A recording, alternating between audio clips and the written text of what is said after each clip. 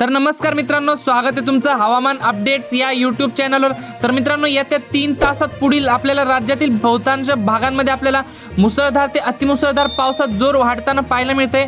तेच आपण या व्हिडिओच्या माध्यमातून सविस्तर अंदाज घेणार आहोत। तत्पूर्वी तुम्हाला एक विनंती मित्रांनो, तुम्ही व्हिडिओ पाहतायत परंतु आपल्या चॅनलला काय सबस्क्राइब करत नाहीत, त्यामुळे आत्ताच चॅनलला सबस्क्राइब करून घ्या व व्हिडिओला एक लाईक देखील नक्की करून घ्या मित्रांनो। तसेच तुमच्या भागामध्ये वातावरण कसे आहे ते देखील आम्हाला कमेंट करून नक्की कळवा, म्हणजे आपण येणाऱ्या व्हिडिओमध्ये त्या भागाचा देखील आढावा जाणून घेऊयात। मित्रांनो, तुम्ही जर चॅनलला सबस्क्राइब केलं असेल तरच तुमची कमेंट आमच्यापर्यंत पोहोचत असते, त्यामुळे आत्ताच चॅनलला सबस्क्राइब करून घ्या।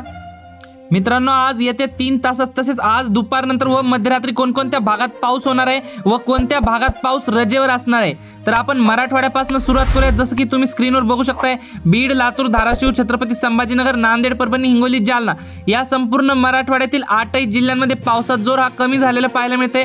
या ठिकाणी नांदेड जिल्ह्यामध्ये देखील आपल्याला हलक्या मध्यम पावसाची शक्यता पाहायला मिळते।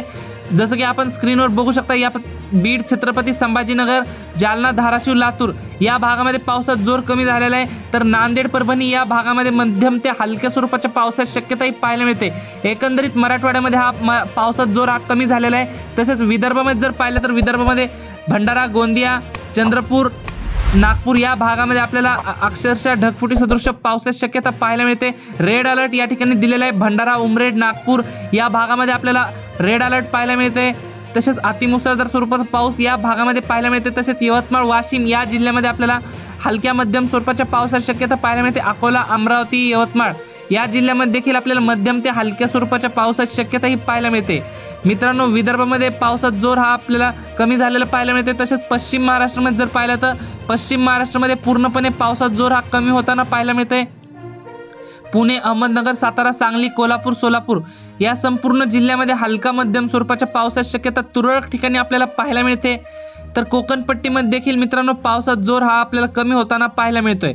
तर मध्य महाराष्ट्रात देखील आपल्याला कमी झालेला आहे। एकंदरीत संपूर्ण राज्याचा जर विचार केला तर पुढील काही तासांमध्ये तसेच आज आपल्याला विदर्भामध्ये आपल्याला व मराठवाड्यातील काही भागांमध्येच आपल्याला पाऊस पाहायला मिळतोय। तर मित्रांनो, ही होती हवामानाबद्दल छोटीशी माहिती आवडल्यास आपल्या चॅनलला सबस्क्राइब नक्की करा। धन्यवाद। तर भेटूयात पुढच्या व्हिडिओमध्ये।